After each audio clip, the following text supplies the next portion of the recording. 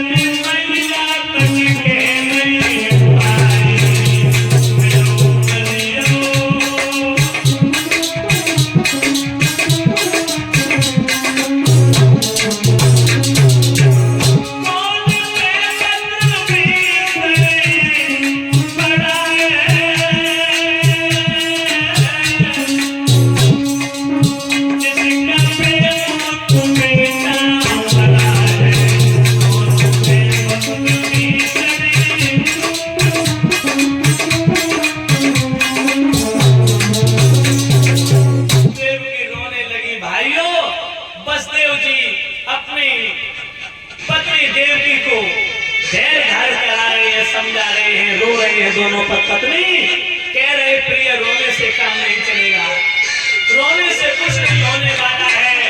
तुम्हारे जीवन में तो रोना ही रोना लिखा है, तुम्हारी किस्मत में संतान का सुख नहीं लिखा है। भद्रे रो रो करके अपनी आंखों को क्यों फोड़ रही, आंखों से अंधी क्यों हो रही?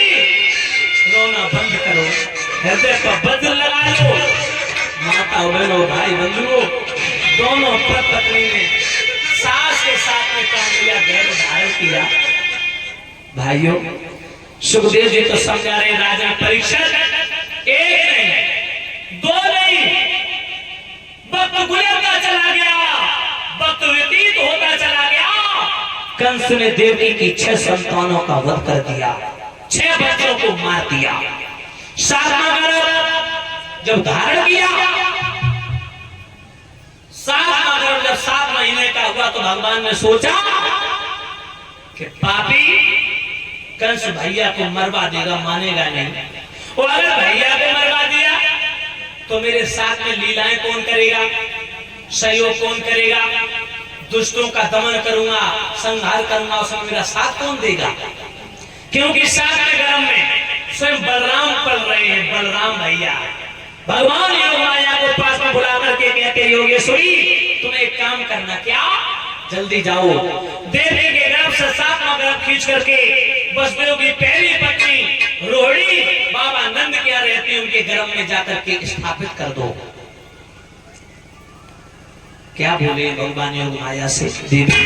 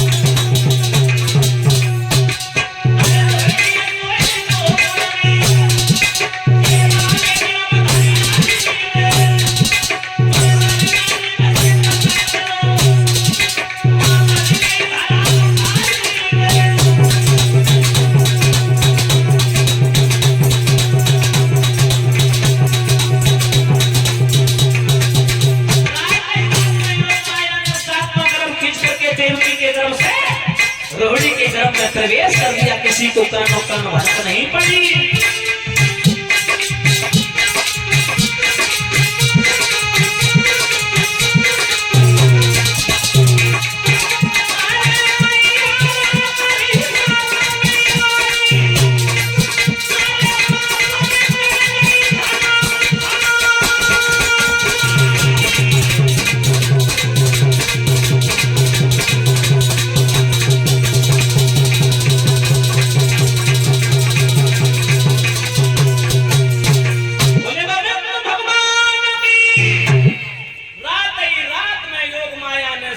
गर्भ खींच करके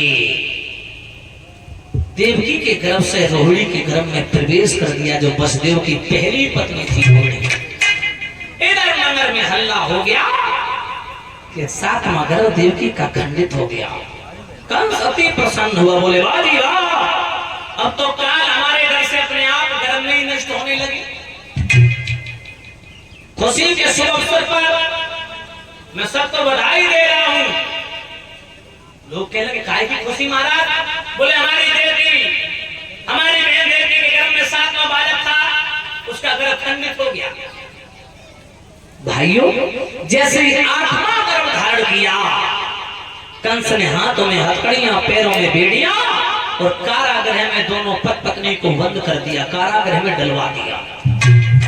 सड़ी गली रोटियां देता है, शाम को डलवा देता पानी में, सुबह गल जाती रोटियां, तब वो रोटियां देवकी वसुदेव को खाने के लिए देता है।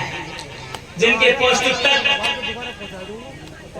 माताओं, जिनके पौष्टिक तत्व नष्ट हो जाते हैं, वो सड़ी गली रोटियां देवकी वसुदेव खाते हैं। कंस सोच रहा अगर इन्हें अच्छा भोजन मिलेगा, फल मिलेंगे, मेवाएं मिलेंगी, अच्छा भोजन मिलेगा, तो बच्चा हष्ट पुष्ट तंदुरुस्त बलवान पैदा होगा, जो खतरा बन सकता है। देवकी का शरीर जर्जर हो गया, देवकी बिल्कुल सूख गई माताओं, काट की भांति। बच्चा गर्भ में पल रहा है माताओं, बच्चे के ऊपर भी रक्त चढ़ रहा है। माँ को सुंदर पौष्टिक आहार की आवश्यकता है, लेकिन मिल क्या रहा है? सड़ी गली रोटियां। देवकी का शरीर जर्जर हो गया।